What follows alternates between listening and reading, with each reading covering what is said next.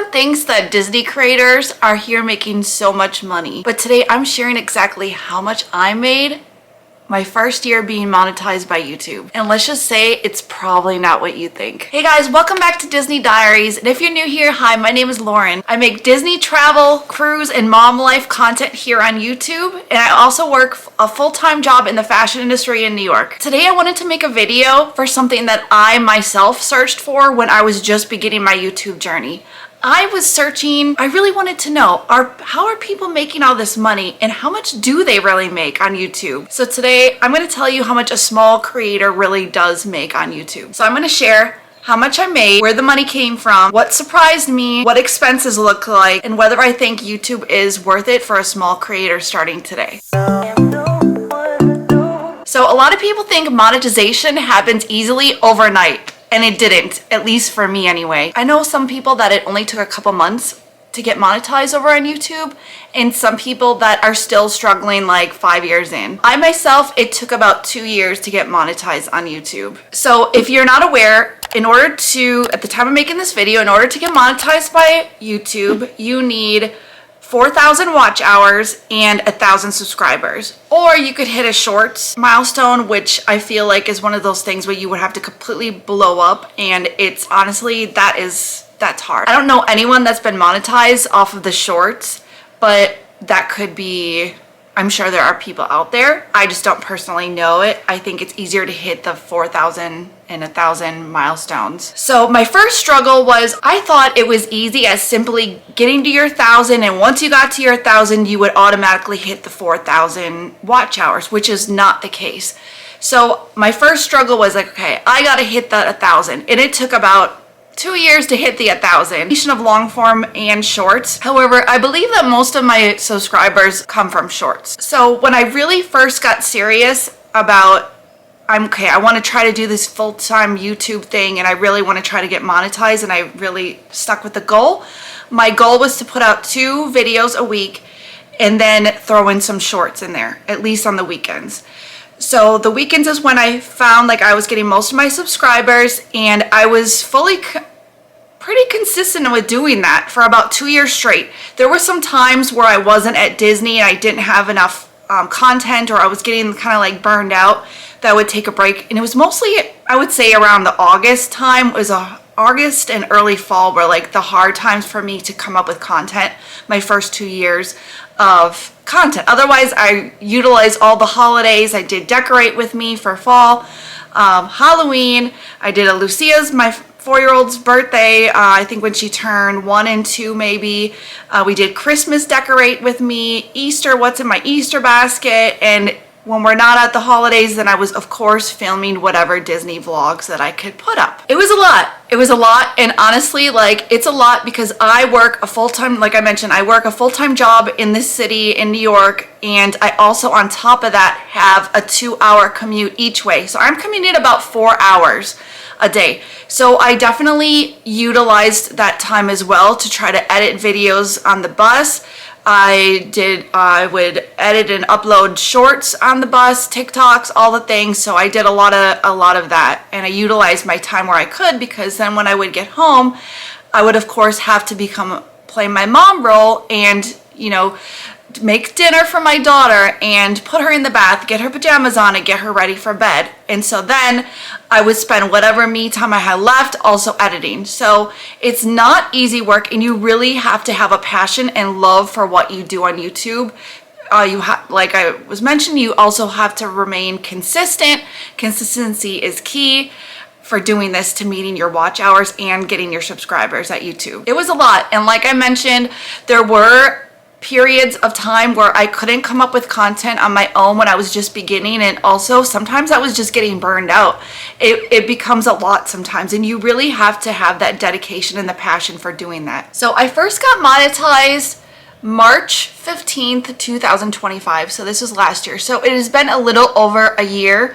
So I'm going to go through the figures, and by the time that I'm posting this vlog, because it is kind of like we're kind of in between, I have a Disney trip that I'm planning to put on this, and then I have another one that I'm going on. So my guess is this video won't go up until June or July, but the time I'm filming this, it has been a little over a year since I've been monetized. Okay, So we have the chart of how much we have earned. Okay, so we're gonna go to the first month that I was monetized, and you can see I made $3.60 in the month of March. The highest performing vlog, I should say, was probably all of my Bippity Boppity boutique vlogs that I did with my daughter Lucia. So that was the most highest performing vlog for the month of March. Now, the Polynesian, also room resort tours also do really well for me, I should say. So that one I made $2.10. Okay, going into April, again, top performing vlog was the Bippity Boppity, $5.47, and the Polynesian, $2.50. May. Okay, so now I've uploaded some more videos. Again, oh, so now this one changed. The Polynesian resort view room did $4.47, and Bippity Boppity was $3.51, and my Grand Floridian room resort tour vlog was $2.04. Okay, going into June. All right, so Bippity Boppity, again, highest performing vlog, $5.69. Then we have the Poly, $3.37. Beach Club was another resort view, resort room tour vlog, and it was $2.17. And then the Grand Flow was $1.65. July. Okay. And it might be getting cut off a little bit from the screenshot, so just trust me with the words and everything that's going on here. So now we have the Beach Club Resort View Room Tour. That was $6.65. Bippity Boppity, $5.65. Poly, $3.77. Bippity Boppity, $3.34. Oh, sorry. Let's just explain this. This Bippity, oops, oh my gosh. This Bippity and Boppity boutique on a budget, that was another second one that I did also with my daughter. So that's why you're seeing two experiences here, because they're two different vlogs and two different times I recorded those. So then the original one was $3.34, and the Grand Floridian Resort Room Tour I earned $2. Moving into August. All right, so again, both Bippity Boppities were the highest performing. We had Bippity Boppity on a budget was the original one, $6.76 I earned, and then on the budget one was $6.65, and then the Poly, $4.26, Beach Club, $3.05, and then the Grand Floridian, 74 cents. Okay, moving into September. Now we've earned, looks like the Poly was $5.94, then Bippity Boppity, $5.30, Bippity Boppity on a budget, $5.07, Beach Club was $3.08, and then Grand Floridian was $1.50. You probably see where this is heading, right? All right.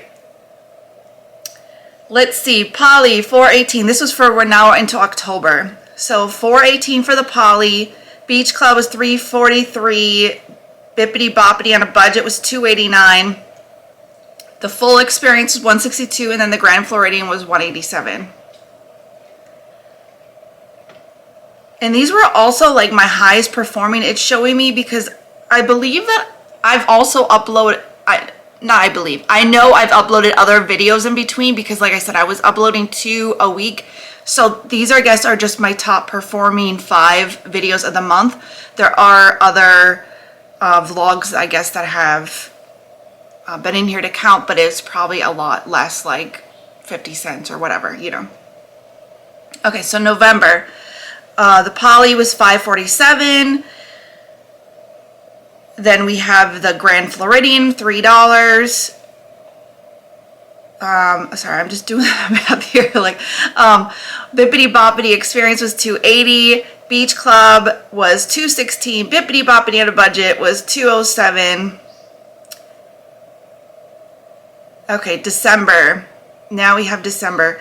So it looks like highest performing was the Poly. That was a great one. Then we have Bippity Boppity on a budget was $2.62. The full experience was $2.09. followed by Grand Floridian room tour with $1.52 and Beach Club Resort was $1.29. January. Now January, again, big month for the poly, $6.47. We have next up was the Bippity Boppity Budget, $3.07. Inside the Grand Floridian was $2.93. Bippity Boppity Experience $2.44, and the Beach Club was $1.70. February, we have again the poly. That actually, this whole time I've been thinking, because I haven't been paying that much attention, I always kind of assumed that the Bippity Boppities were the most, but I actually think this poly, I might have to stay there again because it actually was a pretty good room tour vlog. So the poly was $3.43. Then we have Beach Club $2.79, Bippity Boppity Budget $2.41, the full experience $2.06, and then Grand Floridian was $1.90. All right, so now we're on to our full year, March. So again, the poly was $4.99. We have the Bippity Boppity Budget $3.36, followed by a Bippity Boppity Experience $2.62. Then Grand Floridian room tour $2.13, and the Beach Club Resort was $1.50. All right, so you probably see where this is headed. My first full year of being monetized on YouTube, I made approximately $536.78. So no, I did not quit my job and buy a Cinderella castle. Sorry to disappoint everyone.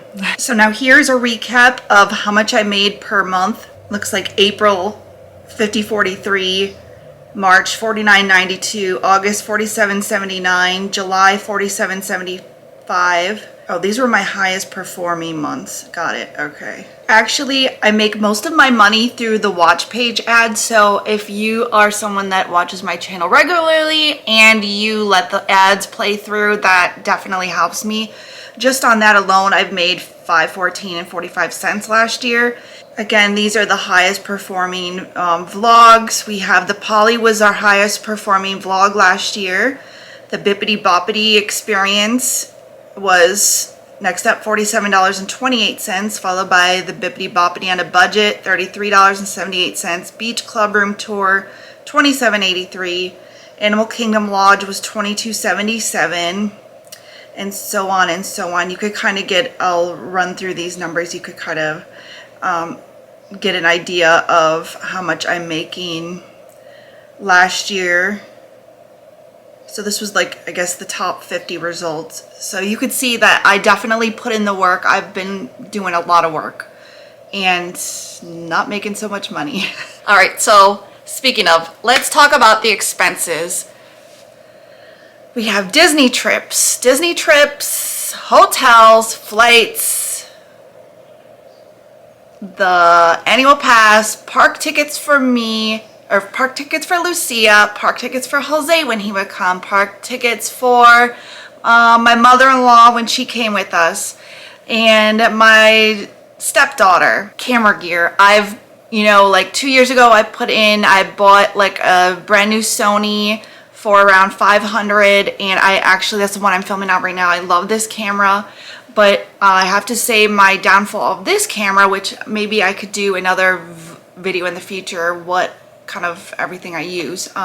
One thing I'll have to say about the Sony is for doing room tours, I do not recommend because the footage is very, it gets really bumpy at times. So I just invested more money this year on the Osmo Pocket. First I bought the original, and now I've upgraded to the Osmo Pocket 3. So that seems to be going well with me so far for that. So between Disney trips, hotels, flights, food, tickets, and camera equipment, oh, and editing software, I spent way more creating content than I actually earned back. I'm not gonna get in and tell you the actual number of how much I spent because honestly, it's kind of embarrassing. Let's just say it's in the thousands. So why do I still keep doing it? We're going on year number 2 of being monetized, and this is my, I think, 3rd or 4th year of creating content with YouTube. Number 1 reason is the memories that I'm building with Lucia.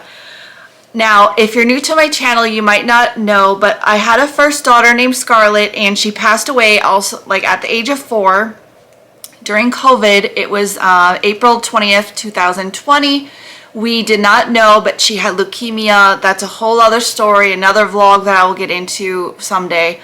But this is why I spend so much of my time with Lucia, and I take her on so many trips, and I take so many pictures and videos, because I also did that with Scarlett, however, not to this extent. And those memories are literally everything I have from her for 4 years. So I think that's why I've thrown myself into this, and I don't know, maybe combine it with a midlife crisis, and there we go. That's why I'm doing all this. But also along the way, I have met so many cool creator friends. I've met people like on vacation. I went to school personally for college. I went for fashion design. So while I'm not doing that, it kind of gives me the opportunity to touch that creative side that I've been craving, that I haven't been doing at my job recently. So I really enjoy doing this and creating content, and I enjoy like the creative aspect of it. Of course, I am still learning and still doing all that. It's been a whole learning curve, but I really have fun doing it. And future growth, I don't know. We're gonna see how this whole thing plays out, but I'm having fun along the way, learning and doing all that with my daughter. So that's what counts, and that, you know, that's what matters, right? So some of my favorite memories of me and Lucia together are now documented because of this channel. So what helped my channel grow? Like I mentioned before, consistency, thumbnails. It's very, very important to have a great thumbnail, because that's going to be the first thing that people see when they're searching on YouTube to say, do I want to watch this? This sounds intriguing. From there, the hook is probably the second important thing that you're going to want to get viewers' attention and get them to stay. Consistency is key. Posting multiple times a week, or at least posting once a week and having a schedule down so your viewers know when to expect your videos. I think I mentioned this previously, but also shorts. Shorts has built a lot of my subscriber base, and they've stuck around. A lot of them have stuck around to watch my vlog. So the biggest thing I learned is people connect with you more personally than having the perfect production quality videos. So if you're thinking about starting YouTube because you think it's going to be a quick, easy money, it's not. It probably isn't. But if you generally love storytelling, creating, and building a community, I really do think it's worth it. If you've made it this far and we're not already friends, please stick around and subscribe. I share a lot of Disney content on my channel. Give this video a like if you found it useful and you really enjoyed today's content, and we'll see you in the next one. Until then, follow your joy. Bye.